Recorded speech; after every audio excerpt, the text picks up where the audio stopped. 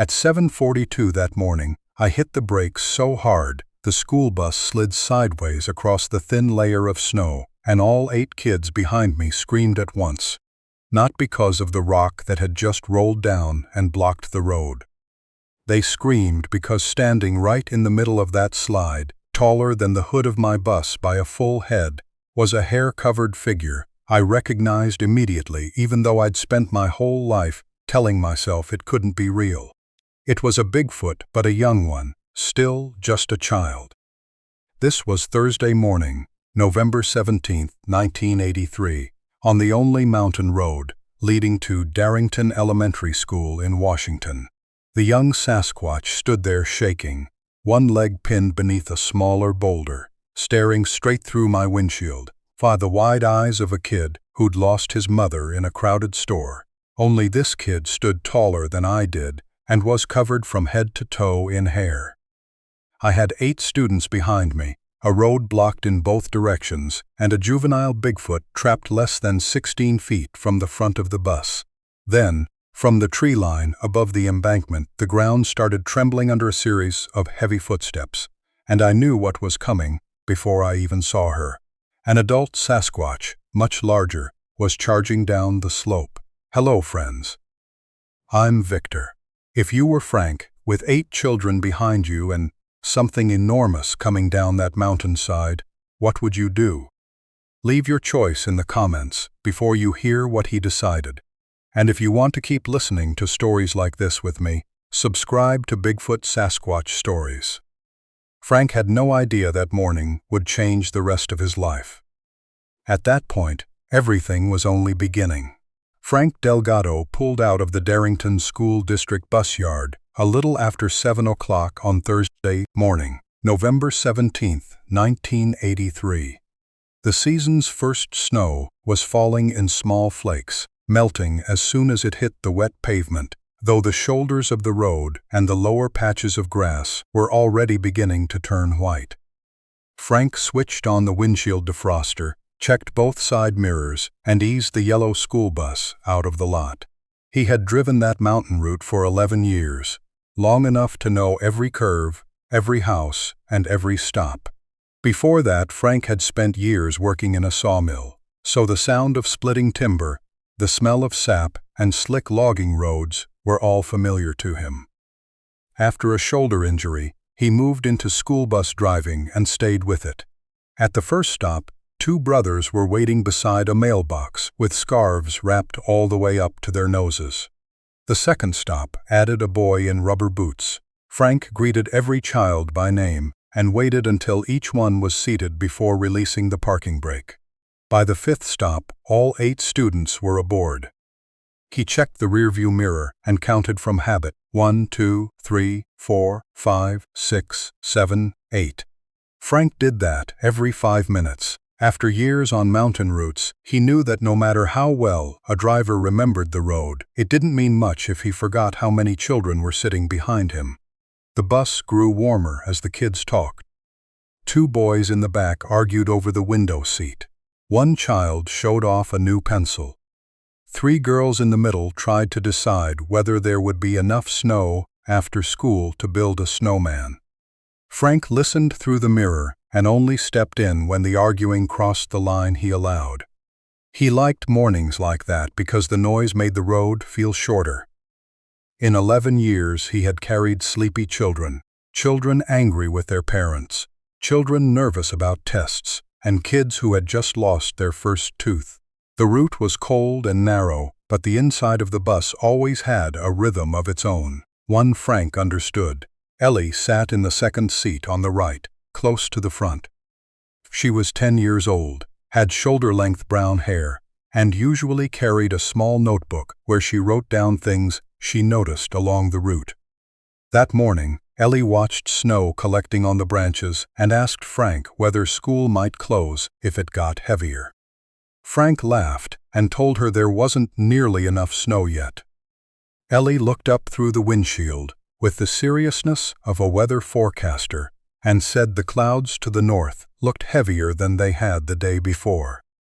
Frank told her she watched the weather more closely than anybody else on the bus. Ellie settled back into her seat, apparently more pleased by the compliment than disappointed by his answer about school.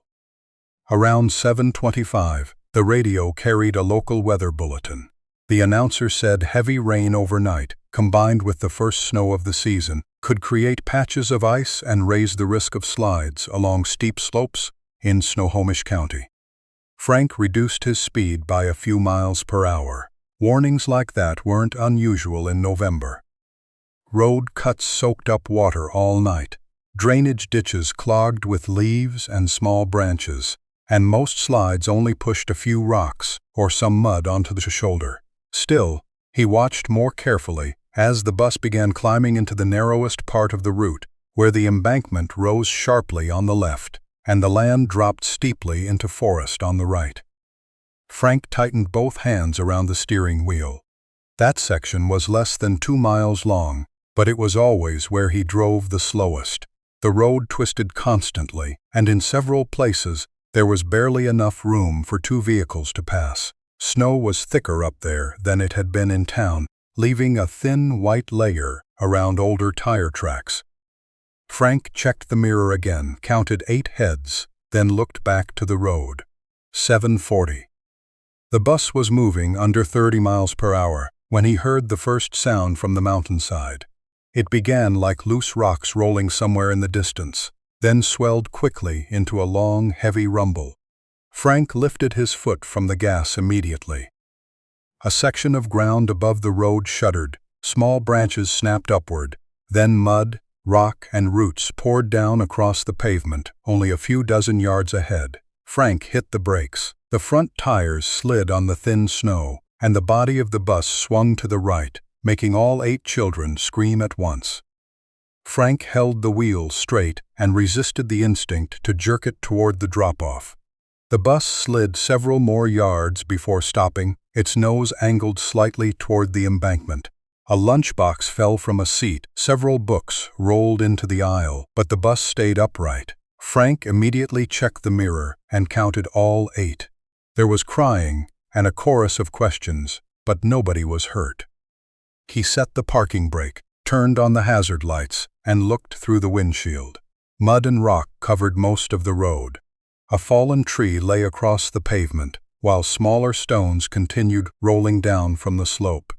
Dust mixed with cold moisture and hung in the air as a gray-brown haze. Frank assumed they would have to back out, even though the road was too narrow to turn the bus around where they sat. He was calculating how far he would need to reverse, when movement inside the slide stopped his hand on the gear selector. At first, Frank thought it was a person. The figure stood upright, close to 5 feet 3 inches tall, with long arms hanging at the sides. As the dust settled, he saw reddish-brown hair covering the body, shorter and thinner than bare fur. Dark skin showed around the eyes, nose, and mouth. The left leg was pinned beneath a boulder about the size of a large toolbox. The young Sasquatch pulled at the trapped leg, leaned sideways, then planted both hands in the mud, and tried again. The rock barely moved. For several seconds, the bus went completely quiet. Frank could hear the heater fan and water ticking against the roof. Then one child screamed, and the rest of the bus erupted. 2 children ran toward the rear. One girl started crying for her mother. A boy kept asking what it was. Frank turned around and raised his voice, not in panic, but with each word clear. He told everybody to sit down, keep the windows closed, and stay in their seats. When the talking continued over itself, he called out each row until the noise came down. Frank was scared too, but 11 years of driving children through bad roads had taught him one thing. If the adult lost control first, the kids would all do something different at once.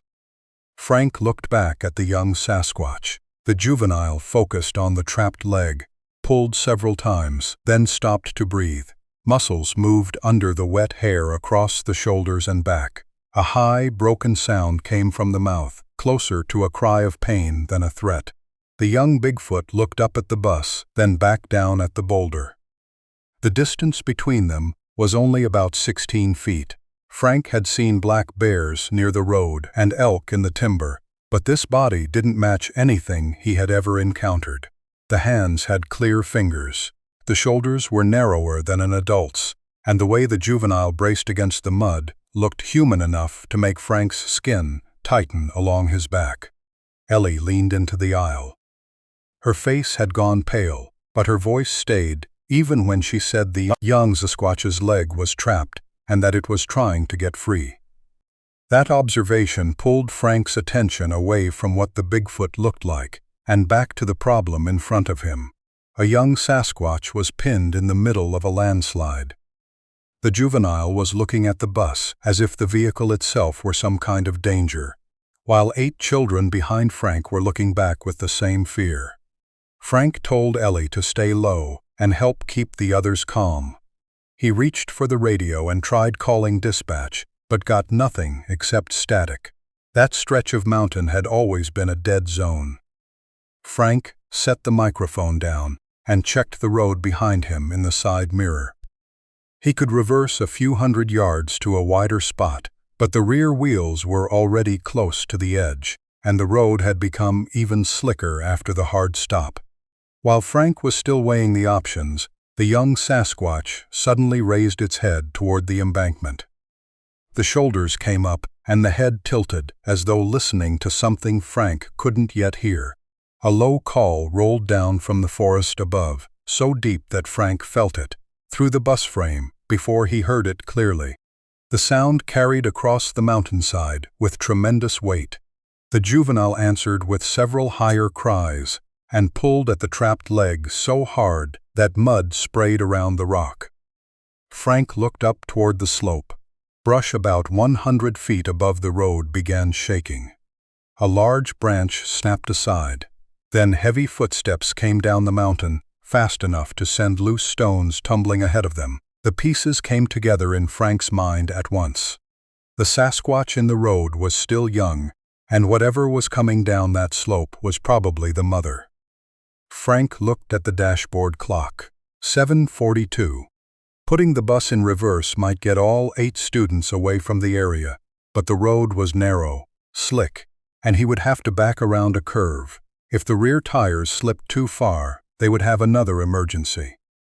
And if the Sasquatch charging down the mountain was the juvenile's mother, she would arrive while a large yellow bus was moving only a few yards from her trapped child.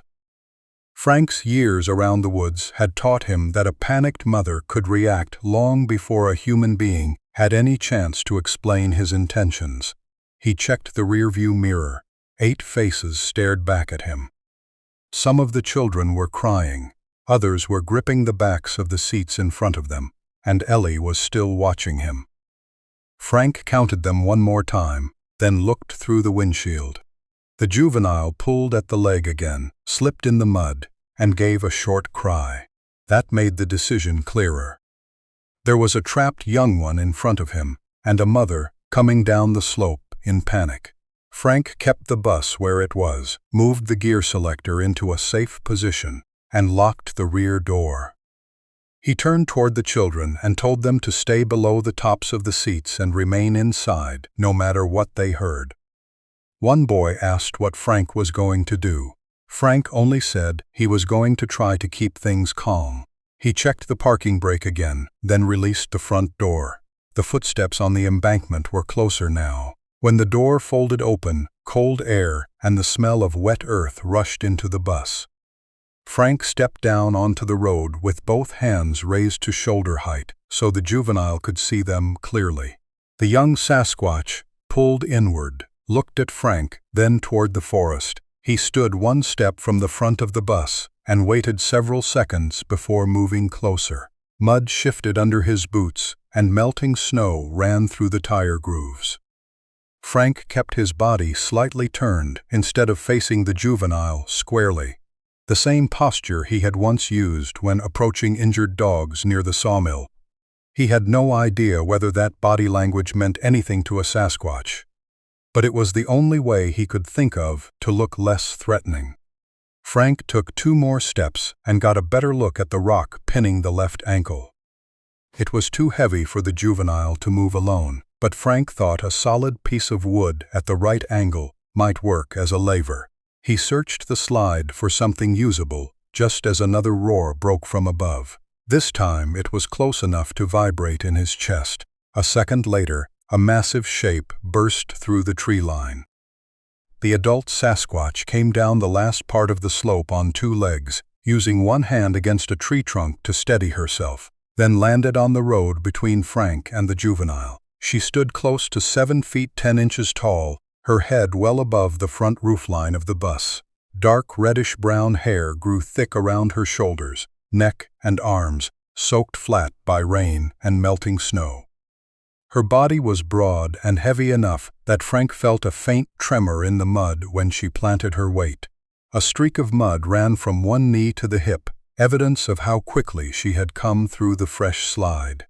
She looked at the juvenile first, then turned her eyes toward Frank. Her lips pulled tight, her chest lifted, and her arms opened slightly in a shielding posture. A deep growl rolled out of her chest and through Frank's ribs. Less than 10 feet separated them. Every instinct told Frank to shift his weight backward, but he kept his feet planted.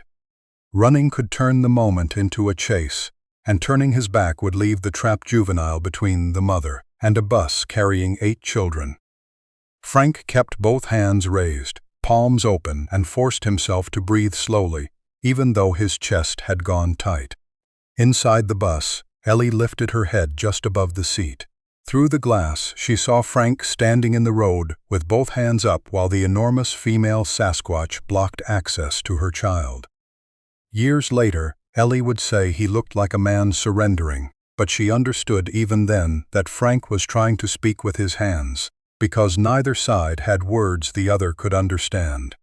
The reddish-brown female kept her eyes on Frank, her head tilted slightly, nostrils widening as her gaze moved from his hands to his feet and back to his face. She was tracking every change in his posture.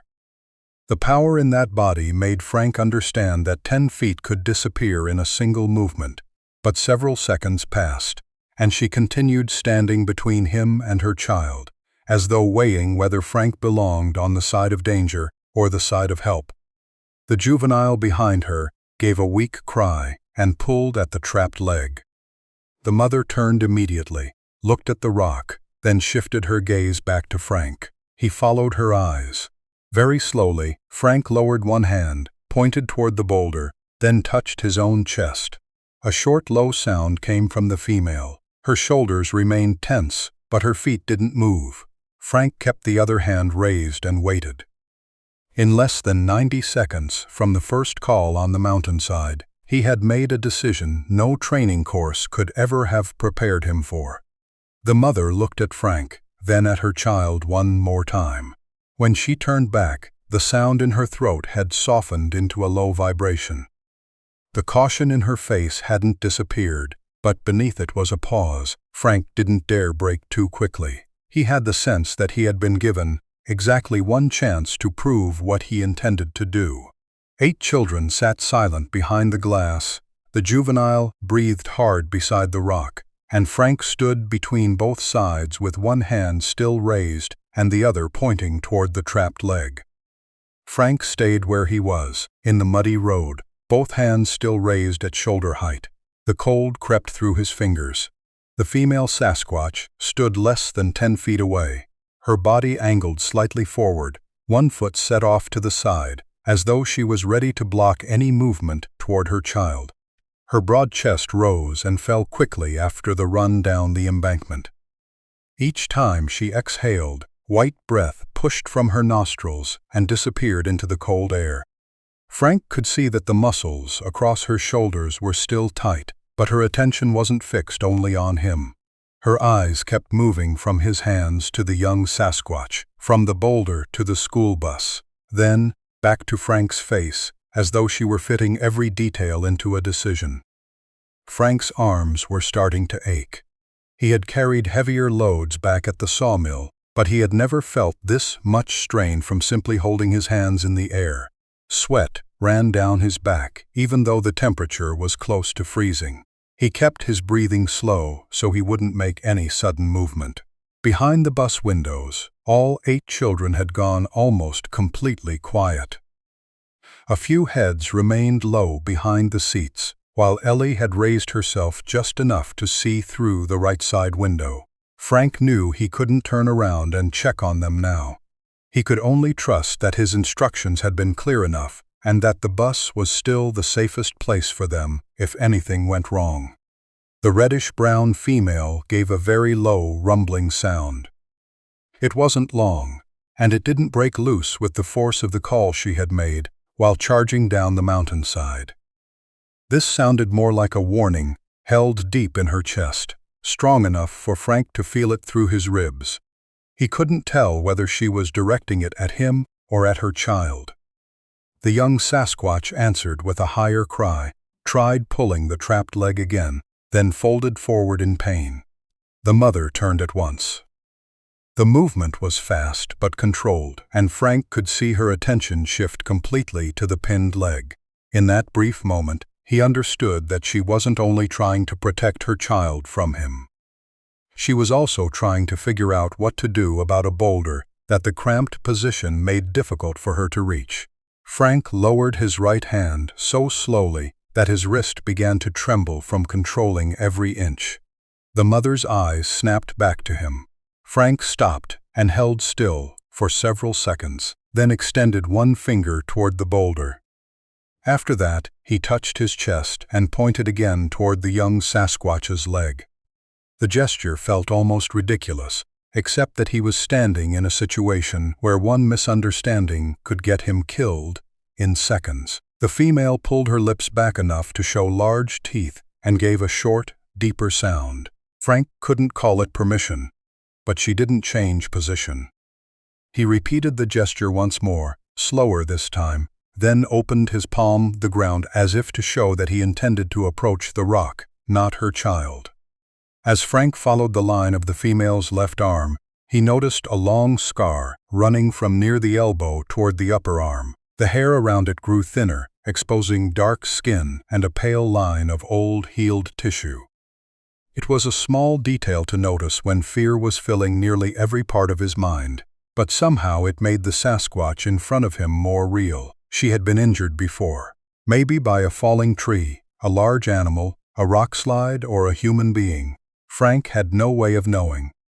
What he did know was that he wasn't looking at some shape from an old wilderness legend. He was looking at a living body that had survived years of danger and now stood between her child and a man she still didn't know whether she could trust. Frank lowered his other hand. The mother shifted her weight forward slightly, and he stopped at once. After a few seconds, she settled again. Frank slowly lowered his right knee into the mud. The change made the difference in their height even greater, but he wanted to look less like someone preparing to rush forward. He rested both open hands on his thighs, with his fingers spread where she could see them. The young Sasquatch raised its head and looked at him with wide, wet eyes.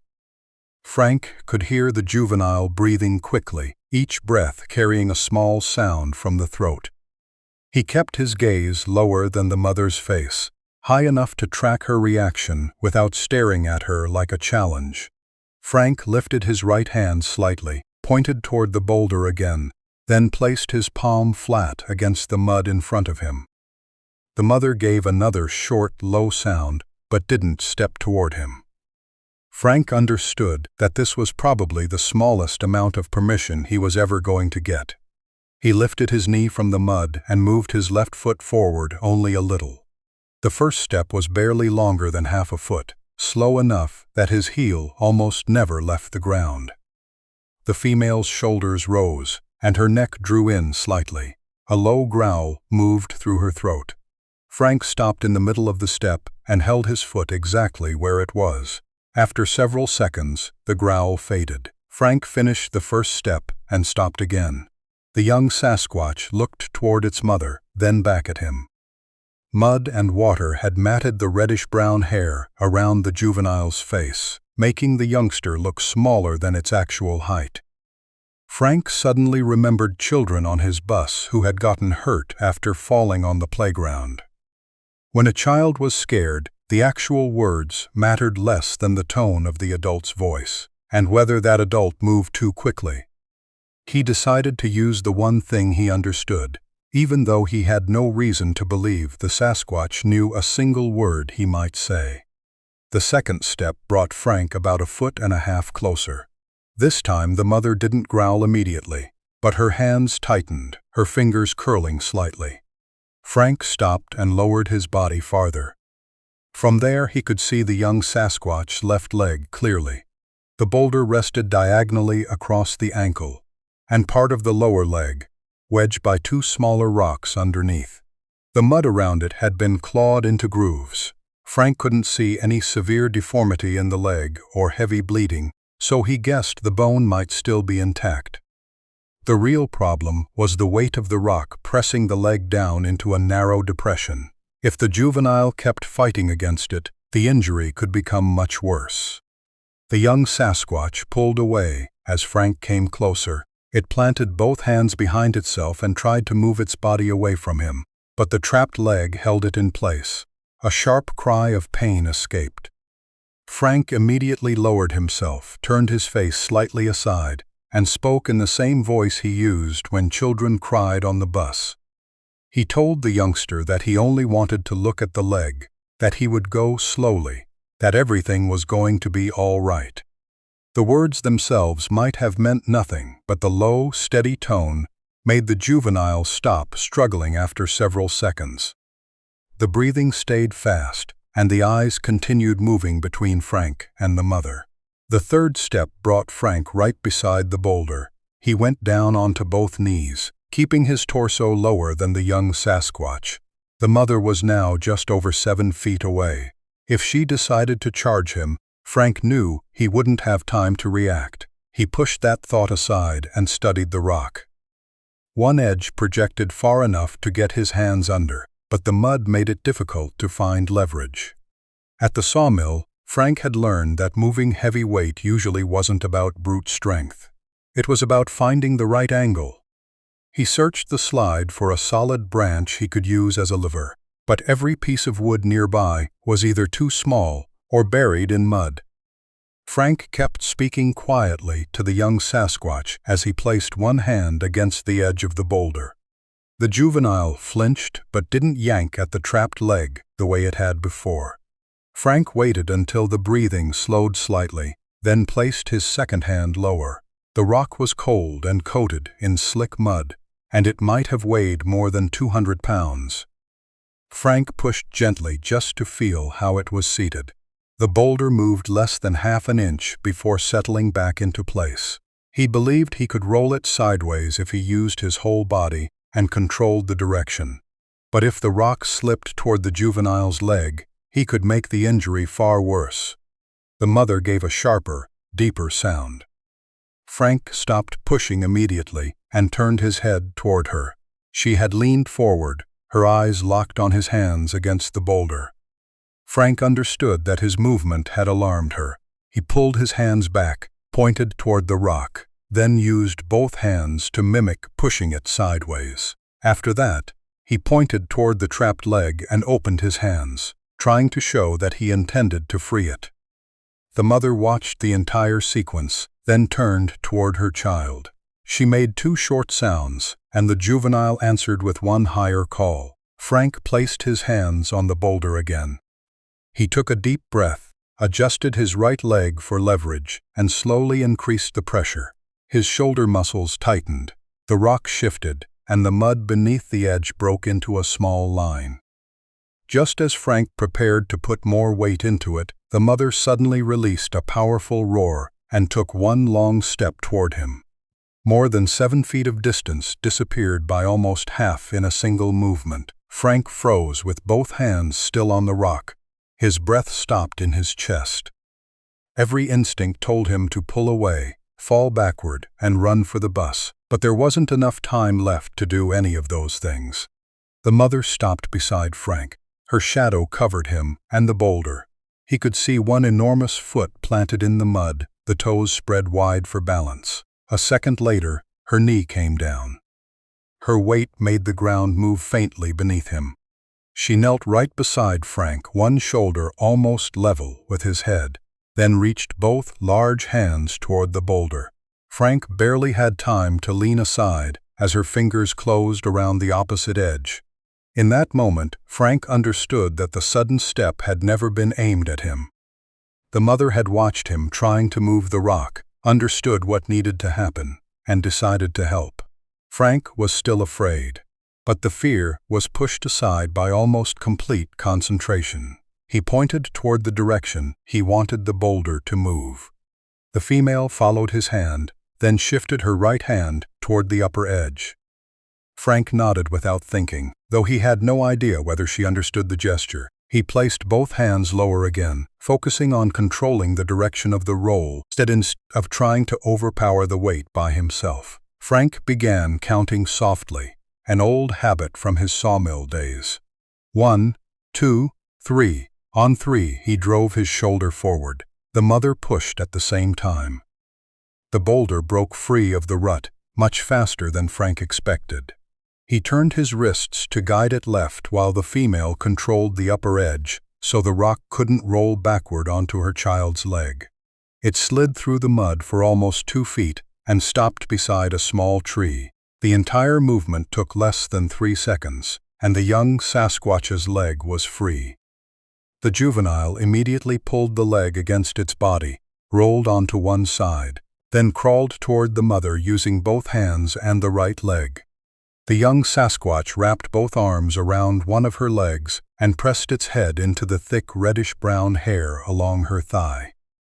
The sounds coming from the juvenile's throat were lower now and broken, almost like sobbing. The mother bent down, one hand holding the youngster's shoulder while the other lifted the injured leg. She pressed her thumb gently along the ankle, turned the foot through a small angle, then stopped when the juvenile cried out.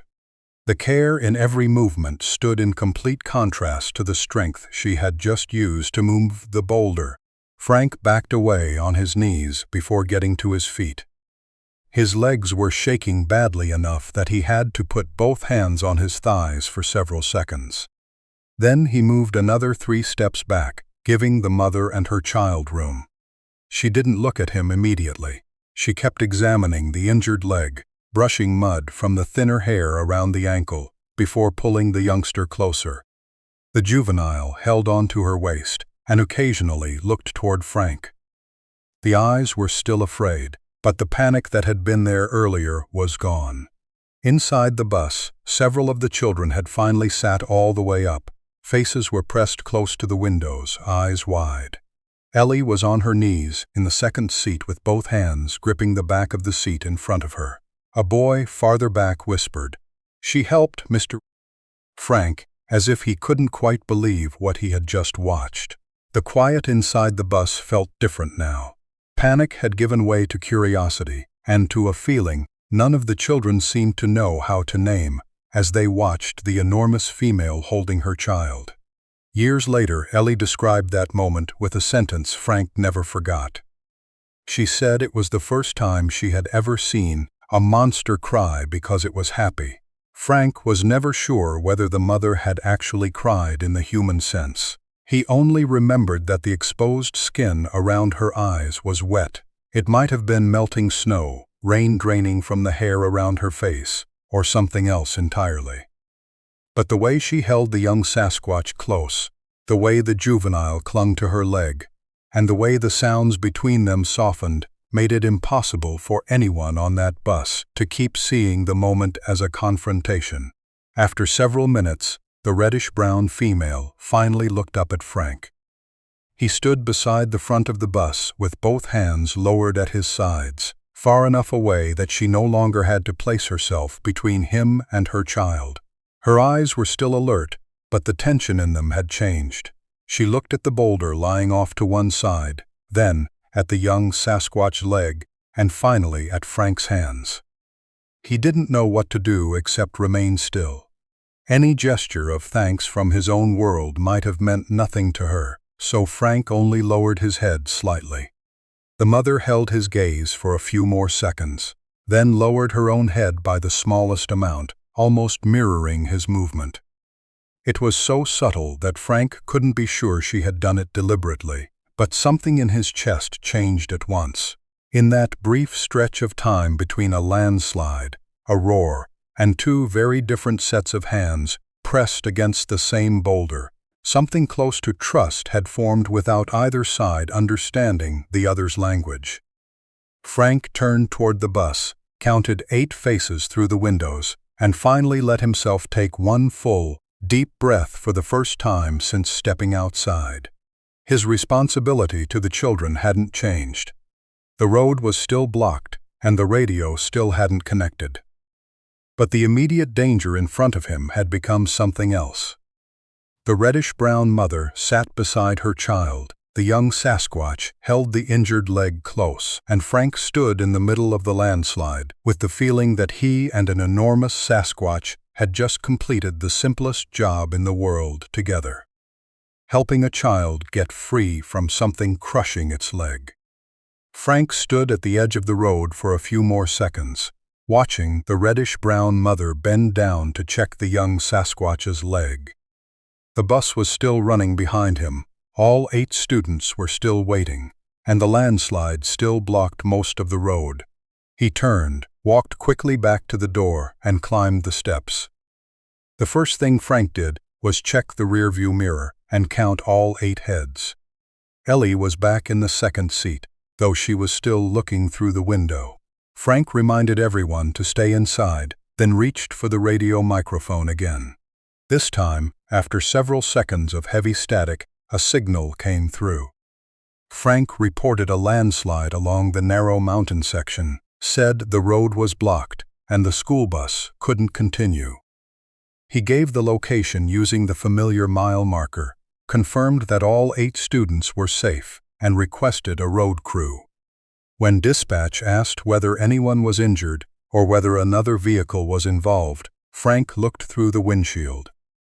The reddish-brown mother was sitting beside her child, with one hand still resting on the youngster's shoulder. Frank said there were no injuries on the bus, and that the scene involved only mud, rock, and a large animal that had just moved out of immediate danger. The statement was accurate enough that it wasn't a lie, but vague enough to keep more questions from coming before Frank had decided what he was willing to tell. Dispatch took nearly a minute to check the other routes, then reported that county road crews were already dealing with several slides after the overnight rain. The nearest crew might take 3 or 4 hours to reach them.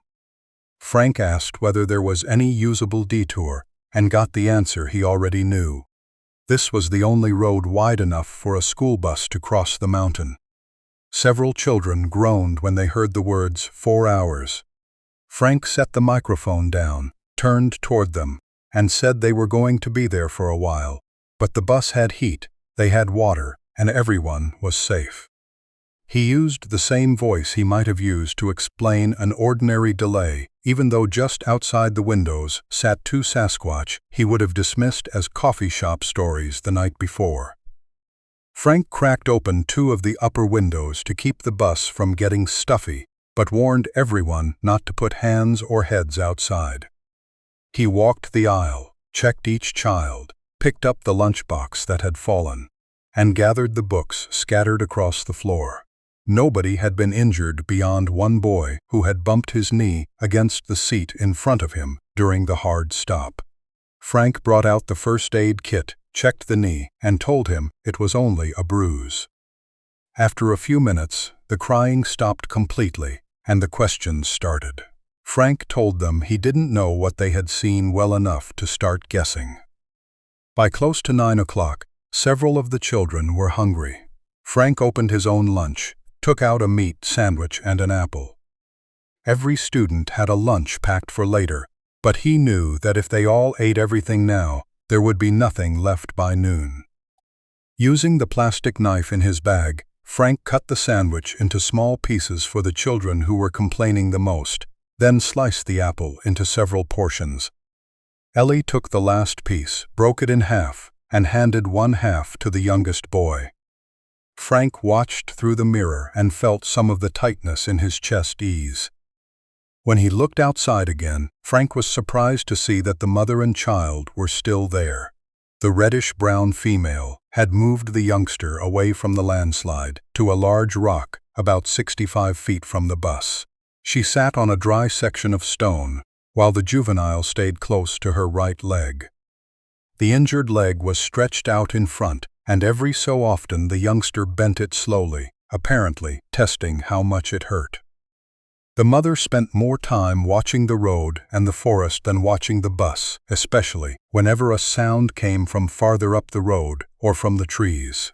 Frank had expected her to disappear into the timber as soon as her child was free. The fact that she stayed made him uneasy and curious at the same time, as though she too was waiting to make sure of something. The next hour passed in a strange, slow rhythm. The snow stopped completely, and the gray clouds broke into pale openings above the mountainside. Frank alternated between sitting behind the wheel and standing near the bus door. The children gradually stopped hiding behind the seats. At first, they only peeked over the window edges. Later, several moved to seats on the right side for a better view. Frank allowed it, as long as they stayed seated and kept quiet. The mother noticed movement inside the bus, but only glanced over a few times before returning her attention to the youngster. The juvenile was different. The young Sasquatch watched every face behind the glass with growing curiosity, sometimes tilting its head or shifting position to see better. Ellie was the first to ask whether she could wave. Frank hesitated for a long time. A small gesture might be harmless between people, but he had no idea what it meant to another species. After watching the mother and seeing that she remained seated, he agreed on one condition. Ellie could wave from behind the glass and nowhere else. She raised her right hand slowly, turned her palm toward the juvenile, and moved it side to side twice. Every other child went quiet and waited. The young Sasquatch stared at her hand, then at Ellie's face, then looked toward the mother, as if checking. The female didn't interfere. After a moment, the juvenile lifted one arm and awkwardly moved the hand in almost the same rhythm. The laughter inside the bus was softer than Frank expected. It wasn't the laughter of children making fun of something. It was relief, the sound of kids realizing that the thing they had been afraid of could copy a simple gesture. Ellie waved again. The juvenile answered faster this time, then lowered the hand when the injured leg seemed to bother it. A boy farther back immediately asked whether "It goes to school too, Mr. Frank." Frank turned toward the boy's serious face and laughed for the first time since 742. He said he had no idea, but if the youngster did, its route to school was probably a lot harder than theirs. The children laughed again, and a little more of the tension left the bus. Frank stood near the door, while the children whispered among themselves, and watched the reddish-brown mother. She had seen the juvenile wave, but she didn't pull her child behind her or lead it into the woods. Every so often she looked toward Frank as though checking whether the man who had helped her child was still keeping the same distance. He began noticing that the way she evaluated the world around her followed a clear order. When the children got louder, she looked at the bus first. When a branch dropped somewhere above the road, her head turned toward the slope immediately. When the juvenile moved the injured leg, she bent down and checked it. Every response had an obvious reason behind it, making it harder for Frank to think about her in the simple way people usually talked about wild animals. A little later, the young Sasquatch tried to stand. The juvenile put one hand against the mother's thigh, shifted weight onto the right leg first, then touched the left foot to the ground. The entire bus went quiet again. The youngster managed one short step with a limp, then sat back down almost immediately. The mother held the juvenile by the shoulder, rubbed the lower leg several times, and let the child rest. Frank had seen mothers at school bus stops crouch down to tie shoes, wipe blood from scraped knees, or adjust scarves around their children's necks. The scene in front of him was different in size and appearance, but the way the female watched every sign of pain in her child was too familiar to dismiss. Around 9:45, one student said he needed to use the bathroom. Frank immediately faced a problem that had nothing mysterious about it. He couldn't let a child off the bus while the two Sasquatch were still nearby. But he couldn't expect an 8-year-old to wait for hours either. The emergency kit in the back of the bus included a blanket and a small bucket for long delays. Frank made a temporary privacy screen in the rear and handled the situation as practically as he could. 2 other children needed it afterward. The whole thing made several of the kids giggle, and before long the bus had slipped back into a kind of ordinary routine Frank could never have imagined when the mother first came down the mountain. At around 10 o'clock, Frank tried the radio again. Dispatch said the road crew had cleared another slide and might reach his location sooner than expected. Frank confirmed the mile marker and set the microphone down. The reddish-brown mother suddenly lifted her head. She turned toward the southern curve where the road disappeared behind the trees. Frank couldn't hear anything yet, except dripping water and the bus idling. A few seconds later, a low sound appeared far in the background, faint enough at first to resemble wind. Then Frank recognized the growl of a diesel engine climbing the grade. The mother's entire posture changed. She stood up from the rock, pulled the young Sasquatch close, and faced the direction of the sound. Her shoulders lifted, and her weight settled over both legs. The juvenile looked toward the approaching noise, then back at the bus. Frank understood that the fragile peace they had managed to build was about to end. The road crew was almost there. They would bring equipment, machinery, and possibly people who kept rifles in their trucks. If they came around the bend and saw the 2 Sasquatch at close range, Frank had no idea how anyone would react. He stepped off the bus and closed the door behind him. The diesel engine was louder now. Frank walked to a point between the front of the bus and the mother and child, keeping his distance. The female looked at him, then toward the curve. Frank pointed in the direction of the engine, used 2 fingers to imitate something moving toward them, then pointed toward the forest above the embankment and opened his hand in that direction. The gesture was clumsy, but the thought behind it was simple. Other people were coming. The mother and child needed to leave the road before they were seen. The female appeared to understand the danger before Frank finished signaling. She placed a large hand on the juvenile's shoulder and guided the youngster toward the forest. The young Sasquatch stood, tested the left leg, then began walking slowly. The limp was still obvious, but the juvenile could move under its own power, leaning against the mother when needed. The female matched her child's pace and kept her body between the youngster and the part of the road where the engine noise was coming closer. When they reached the edge of the trees, the young Sasquatch suddenly turned around. The juvenile looked back at the school bus, where 8 faces were pressed against the windows. Ellie already had one hand raised. The young Bigfoot lifted a hand and moved it slowly side to side twice. This time, Ellie wasn't the only one who answered. Nearly every child on the bus waved back. Several were smiling, and one had both palms pressed against the glass. Frank stood in the middle of the road watching, his throat tightening in a way he didn't want anyone to notice. Only a few hours earlier, those children had screamed when they saw the young Sasquatch trapped in the mud.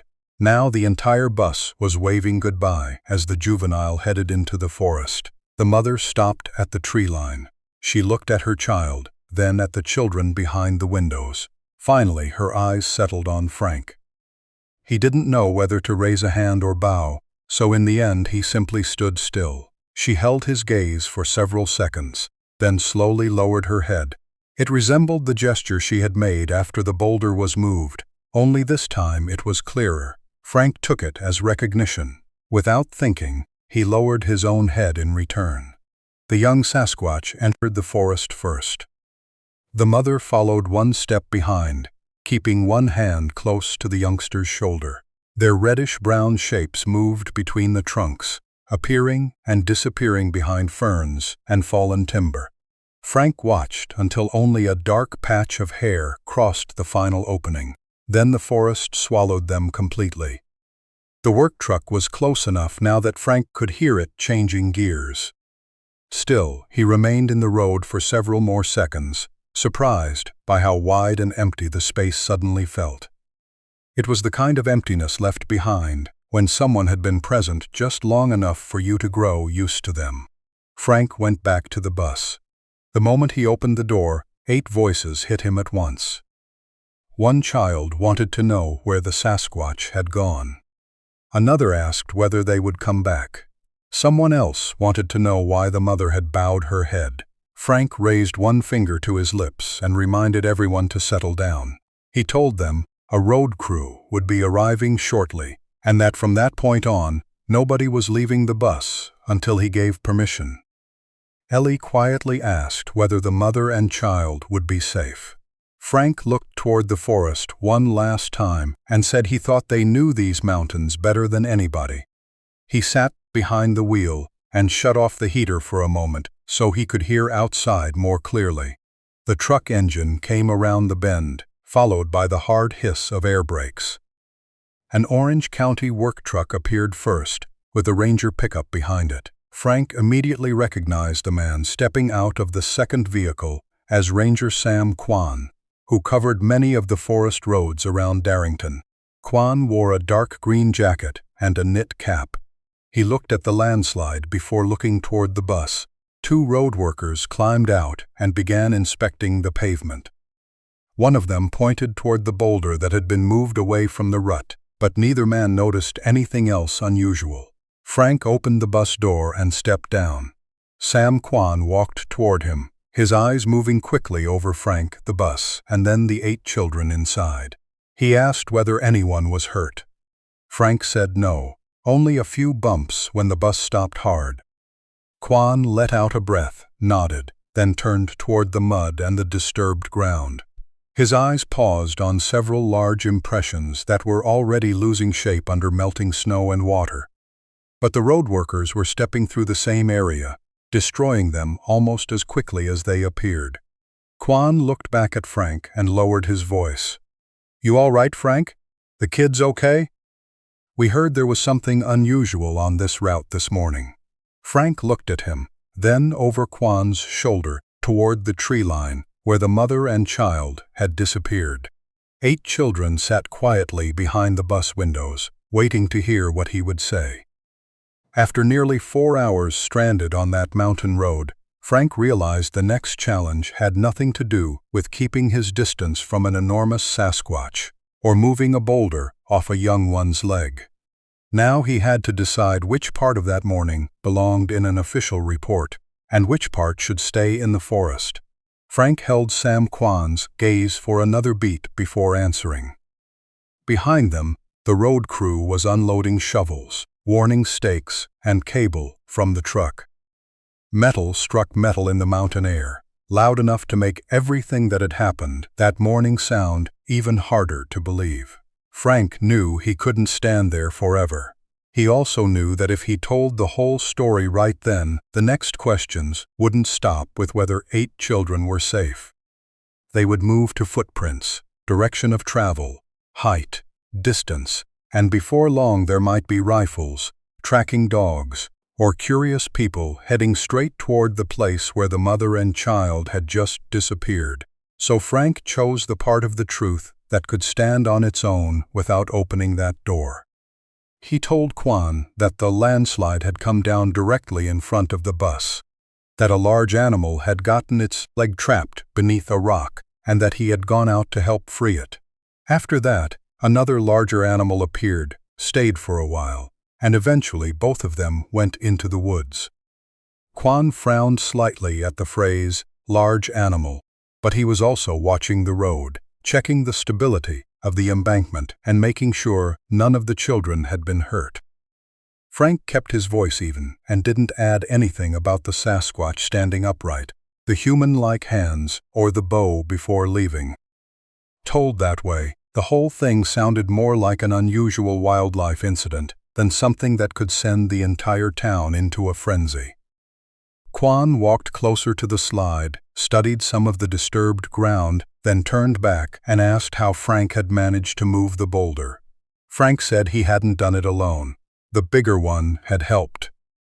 Quan looked at him for a second, as though he was about to ask another question, but one of the road workers called out that water was still pouring hard through the drainage ditch above. Quan turned away and only told Frank to keep all 8 students inside the bus until the crew confirmed the slope was safe. Frank nodded and felt some of the pressure in his chest ease. He hadn't lied. He had simply allowed vague words to do what vague words often did very well. The children weren't nearly as careful. An 8-year-old boy who had been allowed to stand on the bus steps for a moment to stretch excitedly told one of the road workers that the animal had been as tall as a tree and knew how to wave. The man laughed and asked whether the Bigfoot had been carrying a school bag too. The boy immediately called Ellie over to prove it. Ellie said very seriously that the smaller one had waved before going into the forest. The 2 workers looked at each other. One laughed harder and said it sounded like the kids had had quite a morning. Frank heard the whole exchange and didn't interfere. The natural exaggeration in the way children told stories made it easy for adults to place everything in the category of imagination. Nearly an hour later, the road crew had opened a passage wide enough for the school bus. They used a small loader to push mud toward the inside embankment, cut up the fallen tree, and placed warning stakes around the softer section of road. Sam Quan inspected the route one more time, then came back to the bus door. Before returning to his pickup, he studied Frank longer than necessary. The look told Frank that Quan understood there was still part of the story missing, but he didn't push.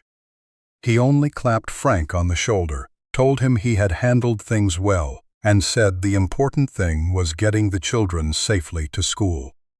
Frank climbed back into the driver's seat, adjusted the mirrors, and counted all 8 students again. It was almost noon. A route that normally took a little over 40 minutes had stretched to nearly 4 hours, but every child was still sitting safely in the same bus. As they rolled slowly through the section the crew had cleared, Frank looked toward the forest only once. There was no reddish-brown shape between the trees. He didn't feel the same emptiness he had felt when the mother and child first left. This time he felt a quiet relief that they had disappeared before the work trucks arrived. Darrington Elementary School had already been notified about the landslide, so teachers were waiting near the entrance when the bus finally arrived almost 4 hours late. The 8 students came down, the steps far too excited to stay quiet. The story spilled out right there in front of the school. One child said Frank had rescued a baby Bigfoot. Another said the mother had been bigger than the bus. One boy remembered only the roar that made his chest vibrate. Ellie talked about the waving hand and the way the young Sasquatch had stayed close to its mother after the leg was freed. By the time the children finally got a late lunch, different versions of the story had already spread through at least 3 classrooms. At first, the teachers treated it as a normal reaction to a frightening morning. But when several children independently mentioned a reddish-brown hair-covered figure and a much larger adult, the principal called the school district and asked whether anything unusual had been reported beyond the landslide. The official answer was short. A mountain route school bus had been blocked by a slide. All 8 students were safe. A county crew had reopened the road, and there was no other incident requiring a report. Nobody at the district mentioned the large animal Frank had referred to over the radio because once the road was cleared, it wasn't considered a safety issue. By the end of the day, parents were hearing the story from their children. Most reacted the same way. They believed the landslide had happened. They believed Frank had gotten off the bus to deal with some kind of animal. Then they assumed fear and 4 hours of waiting had caused the kids to add the rest. Some guessed it had been a black bear standing on 2 legs. Others thought maybe 2 animals covered in mud had looked strange enough for the children to misunderstand what they were seeing. Bigfoot stories were common enough in Washington that the explanation became something people joked about rather than something that made them immediately call reporters. Ellie never changed her story. That evening, her mother, Diane, sat with her at the kitchen table and asked for every detail. Ellie described the smaller Sasquatch as nearly as tall as an adult person, with reddish-brown hair, hands with fingers, and one leg pinned beneath a boulder. She explained how Frank had stepped off the bus with both hands raised, how the mother had appeared, and how she and Frank had pushed the rock together. Diane asked whether Ellie might have seen a bear. Ellie shook her head and insisted that bears didn't stand and watch like that, and they didn't wave like people. She told it so calmly that Diane found it difficult to laugh off, but a story that far outside ordinary experience was still easier to place in the category of childhood memory than in the category of something that needed investigation. For the next several days, the school bus Bigfoot story spread through Darrington. At the cafe near the gas station, people asked Frank whether the district planned to pay him hazard money for driving through Sasquatch territory. A mechanic told him he should bring bananas next time. Frank only laughed. When parents asked him directly, he usually said the kids had vivid imaginations. In a broad sense, that was true, and it allowed him to avoid denying something he himself knew he had seen. Frank began to understand that the truth didn't always need an organized cover-up to disappear. 8 children told 8 versions, and each one held on to whatever detail mattered most to them. Adults heard the differences, noticed where the stories didn't match, and decided the strangest parts had grown out of fear. The details that did match, the trapped juvenile, the mother's arrival, the boulder being moved, and the wave through the glass, were also the hardest to believe. So people treated them as details the children had picked up from one another inside the bus. Within a week, the incident had already shifted from a story that stirred the town into a local legend. Frank was more comfortable with that than he expected. He didn't want anyone returning to the site, looking for tracks or setting up cameras. He didn't want 8 children questioned by strangers over and over until their memories became performances. The morning remained sharp in his mind exactly as it had happened. The cold boulder beneath his hands, the reddish-brown mother's breath, one enormous hand coming down beside his own, and the young Sasquatch waving to Ellie before disappearing into the forest. Other people's disbelief didn't make any of those images less clear. That weekend, Frank came home after finishing his morning shift. Carol had already heard several versions of the story from neighbors, but she hadn't questioned him in front of anyone else. She had known her husband long enough to recognize when he was holding something that needed time before he could talk about it. On Saturday night, after dinner, the two of them sat in the kitchen. Light rain moved across the yard outside, and the Cascades had become little more than a dark line in the distance. Frank poured himself more coffee, sat across from his wife, and told her he wanted to explain exactly what had happened on the mountain route. He began with the landslide. Frank described the bus sliding, the way he counted all 8 children, and the first moment he saw the young reddish-brown Sasquatch in the mud with a leg trapped beneath the rock. Carol listened without interrupting, keeping both hands around her coffee mug. When Frank described the mother charging down the embankment and stopping less than 10 feet away from him, Carol's fingers tightened around the handle. She knew Frank was sitting safely across from her now, but imagining him alone on that road with 8 children behind him made her shoulders tense. Frank slowed down when he reached the part where he lowered himself, pointed toward the boulder, and took 3 steps toward the juvenile. He told Carol about the long scar on the mother's arm, the way she watched every movement as if weighing his intentions, and the moment she suddenly stepped forward and made him think he had made the wrong choice. When he reached the part where she knelt beside him, Frank stopped for a long time. He placed both hands on the kitchen table to show where the rock had been, then explained how two beings from completely different species had understood the same job without exchanging a single word.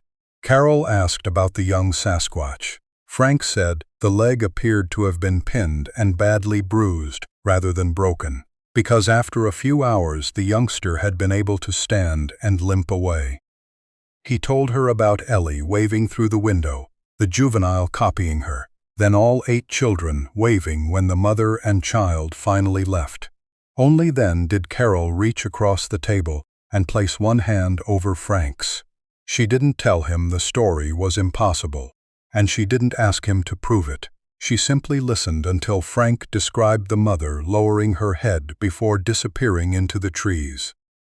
After a long silence, Carol finally asked, "Were you scared when you knelt down beside that rock?" Frank looked at his hands. The question was simpler than everything else he had been asked that week, but it took him the longest to answer. He said he had been so afraid that at times he couldn't feel his fingertips. When the mother stepped toward him, he had thought it might be the last second before she knocked him off the road. The fear never became smaller. Something else had simply appeared alongside it. Frank couldn't find the exact word, so he said it was the same feeling he had when he saw a child trapped in a car or pinned under a log. The body started doing the work before the mind had time to decide whether getting involved was wise. He said that if he had backed the bus away, he might have protected the 8 students from being close to an unknown animal, but he would have lived with the image of the juvenile trapped beneath the boulder and the mother coming down the mountain in desperation. Frank didn't know what Bigfoot was or how Sasquatch thought.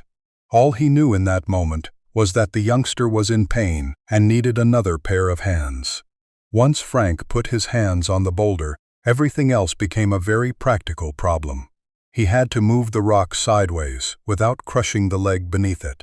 Carol listened, then nodded. She told him she didn't know what to believe about Bigfoot, but she believed Frank. She had watched him stop his truck in the rain to move an injured dog from the road. She had seen him carry a neighbor's boy down a slope after the kid broke his leg. If Frank said a mother Sasquatch had knelt beside him and helped push a boulder, Carol believed that was what her husband had seen. That trust did more for Frank than every joke in town, because he didn't have to defend himself to the one person he most wanted to understand. When Frank stood to hang up his jacket, he noticed a reddish-brown hair caught near the seam of the left sleeve. It was longer than dog hair, coarse along most of the shaft, but softer near the tip, and it had probably caught on him while he was kneeling close to the mother beside the boulder. Frank lifted it between 2 fingers and showed Carol. She didn't suggest sending it away for testing. Frank didn't think of doing that either. He took an old matchbox from a kitchen drawer, placed the hair inside, and closed it. For the next several days, the matchbox stayed in a drawer in Frank's desk. He didn't think of the hair as evidence that needed to be made public. It was simply a small object that reassured him. The morning hadn't changed in his memory after being told and retold so many times. As the jokes around town faded, Frank would occasionally open the box, look at the reddish-brown hair for several seconds, then put it away again. Every time he did, he remembered more clearly the enormous hand settling beside his own and the weight of the boulder shifting through the mud. That night before bed, Frank stood by the living room window. The rain had stopped, and the clouds had opened enough to reveal the dark outline of the mountains. Somewhere beyond those forested slopes, the reddish-brown mother might have been lying beside her child in some sheltered place, checking the injured ankle with the same hands that had rested against the rock beside Frank's. He didn't know how far they had gone, and he didn't know whether the young Sasquatch still remembered the yellow school bus or the hands waving through its windows. That thought stayed with Frank longer than the question of proof. Before closing the curtains, he simply hoped the mother and child had found somewhere warm and safe for the night. Spring came late to Darrington in 1984. Snow pulled back from the lower slopes and left behind dark strips of earth, drainage ditches full of broken branches, and fresh mud running down the embankments. Snohomish County sent a road crew back to the section where Frank's school bus had been trapped, this time not just to clear another temporary slide, but to reinforce the entire area. They built a low rock wall, dug out the drainage system, drove steel posts for catch fencing, and widened the shoulder where the road had once been barely broad enough for a bus and a pickup to pass. The work lasted for weeks.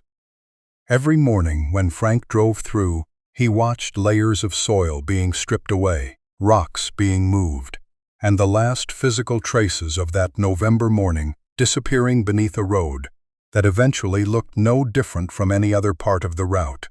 Frank kept driving the same mountain run. He never asked for another route, even though Carol once asked whether passing that spot bothered him. Frank said he was fine, and most of the time that was true. Still, every time he reached the curve before the reinforced embankment, his foot came off the gas sooner than it needed to. The bus slowed by a few extra miles per hour, and his eyes automatically moved toward the trees above the road where the reddish-brown mother had charged down through mud and snow. Frank didn't notice the habit until one of the students asked why he always slowed down at that exact spot, even though the road had been repaired. He laughed and said that when a driver stayed on the road long enough, there were a few places his hands and feet remembered better than his mind did. The 8 students from the previous year moved up a grade. They still rode together, and the morning of the landslide slowly became a private memory shared by the group. Some days one of them imitated the young Sasquatch waving and made the whole bus laugh. Other days Ellie simply stared toward the slope where the mother and child had disappeared. Frank let them talk about it as long as they stayed in their seats. Over time, most of the fear drained out of the story. They remembered a young Bigfoot trapped beneath a rock, an enormous mother, the boulder being moved, and the final wave. What had once felt like a terrifying encounter gradually became the memory of an extraordinary morning they had all witnessed together. One afternoon in May, Frank happened to see Sam Kwan at the gas station near the road into town. Kwan was filling the Ranger pickup when he spotted Frank and raised a hand. Then he jokingly asked whether the large animal from the year before had come back to check on the school bus route. Frank leaned against his vehicle, smiled, and said the area had been quiet and there hadn't been anything unusual.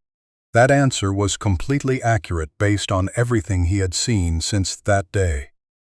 Kwan studied him for a moment with the expression of someone who knew he had once heard an incomplete story, then simply nodded and changed the subject to the weather. Frank drove away feeling relieved. If Sam had truly wanted to investigate, he had already had plenty of time to do it. The fact that the ranger had allowed the matter to rest made Frank even more certain that sometimes silence was the best kind of protection. At home, the old matchbox remained in the desk drawer. The reddish-brown hair inside was never sent out for testing and was never shown to anyone except Carol. Sometimes Frank forgot about it for months. Then he would open the box by chance, and the smell of cold mud, the young Sasquatch's breathing, and those enormous hands against the boulder would return with surprising clarity. To Frank, the hair was nothing more than a private object that helped keep the memory intact. November 17, 1984, arrived on a clear, cold morning. There wasn't as much snow as the year before. Frank finished his route early, dropped the students at school, then drove the empty bus back toward the yard. When he reached the reinforced embankment, he slowed as usual and, unexpectedly, pulled onto the new, wider shoulder. He hadn't planned the stop the night before, and he hadn't told Carol or anyone else that he intended to do it. He simply didn't want to drive past like it was an ordinary day when exactly 1 year had passed. Frank set the parking brake, shut off the engine, and stepped down. The landslide was gone. No fallen tree blocked the road. The section where the young Sasquatch had once been trapped had been resurfaced with gravel and patchwork asphalt. A low rock wall ran along the base of the embankment, with steel mesh above it, holding back the unstable sections of soil. Frank walked several steps and estimated the old location by using the curve and a large tree on the opposite side of the road. He stopped close to where he had once knelt beside the boulder, both hands tucked into his coat pockets against the cold. For the first few minutes, all he heard was water running through the drainage ditch and wind moving through the cedars. He wasn't expecting the mother and child to appear. In fact, the idea of actually seeing them again made Frank a little tense. A year was long enough for everything to change. The young Sasquatch could have grown much larger. The mother might have moved far away. Neither of them might ever return to the stretch of road that had brought so much danger. Frank only felt that he needed to stand there for a while, the way people sometimes revisit a place where something important happened, even if they still don't fully understand what it meant. After several minutes, he turned back toward the bus. That was when his eyes stopped at the base of the embankment, just beyond the new rock barrier. 3 small stones had been stacked one on top of another, the largest on the bottom, a flatter one in the middle, and a small gray stone resting on top. The stack wasn't much higher than the width of a hand. Frank stood several feet away at first, wondering whether one of the workers had left it there during construction.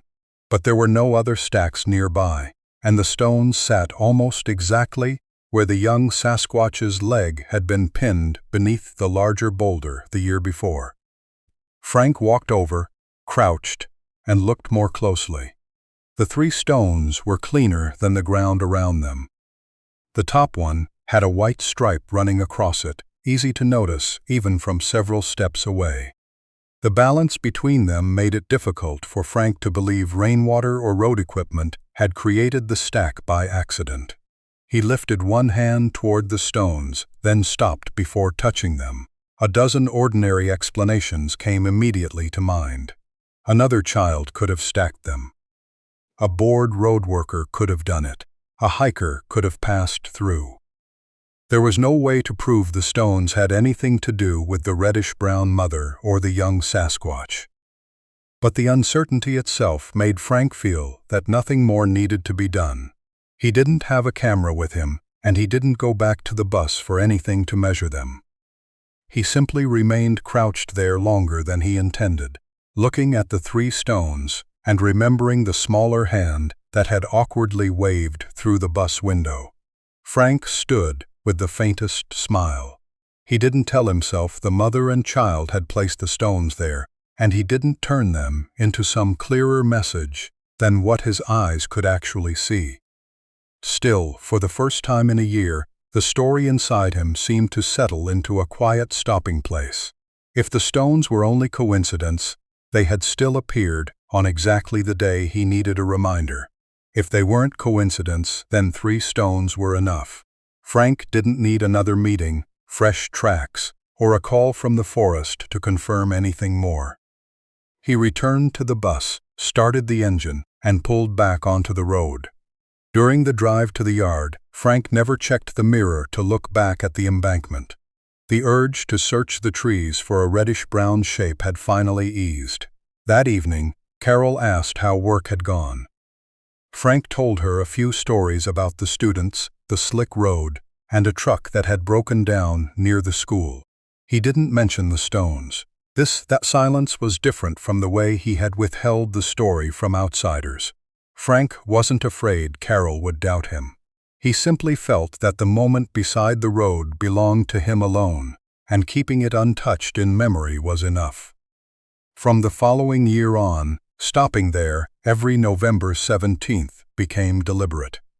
While Frank was still driving the school bus, he usually waited until all the students had been dropped off before pulling onto the shoulder for a few minutes. Some years the snow was deep enough that he stayed inside the bus and looked toward the woods. Other years the weather was dry, and he stepped out, stood beside the barrier, and listened to the creek. The original 3 stones disappeared after one winter, perhaps knocked loose by a snowplow or heavy rain. Frank never rebuilt them. He didn't want to turn the place into a shrine or leave signs of his own that he might later mistake for something else. His ritual was simpler than that. He showed up, remembered, and left. Not every year brought anything worth noticing. Most visits were only a few quiet minutes with cold wind, occasional traffic, and a forest that looked completely ordinary. One year Frank found a cedar branch lying across the rock wall at an angle that seemed almost too neat. Another time he heard one deep knock from somewhere on the slope, then another farther away. He didn't try to interpret either one. He kept details like that in his mind, rather than building a list. Frank had come to understand that if he tried too hard to examine every object and turn it into evidence, he would destroy the real reason he kept returning. He continued driving the mountain route until he was 65. When he retired, his coworkers gave him a wooden plaque with a yellow school bus carved into it and a joke saying Frank had survived snow, landslides, children, and at least one Bigfoot. The whole room laughed, and Frank laughed with them. Ellie and several former students sent cards. One showed 2 hands waving to each other through a bus window. There was no name on it, but Frank knew immediately who had sent it. He took the card home and placed it in the same drawer as the matchbox. Retirement didn't make November 17th any less important.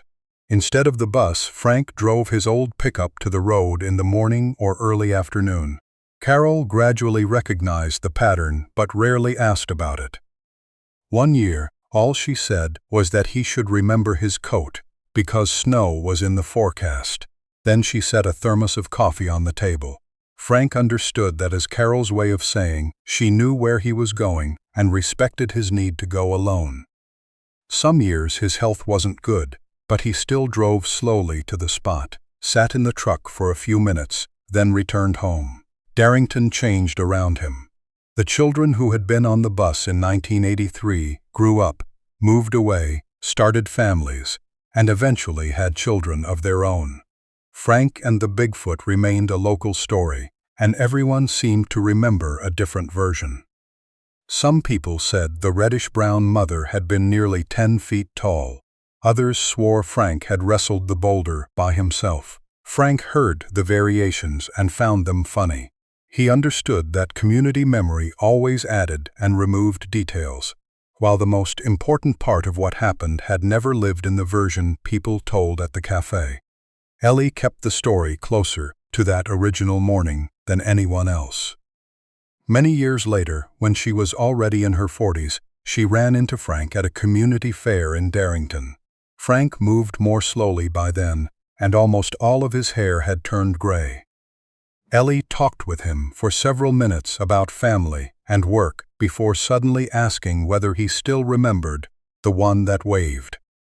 Frank looked at her and laughed because Ellie had still chosen the smallest detail about the young Sasquatch instead of anything frightening. He told her there were some things a person simply didn't forget, even when there was no reason to put every part of them into words. Ellie nodded as though she understood exactly what he meant. By the time Frank reached his late 80s, he sat down one day and counted all those visits. From 1984 onward, he had never missed a November 17th, 37 times in all. Some visits lasted only a few minutes. Sometimes he sat there close to an hour. There were years when Carol waited at home while lunch went cold because Frank came back later than expected.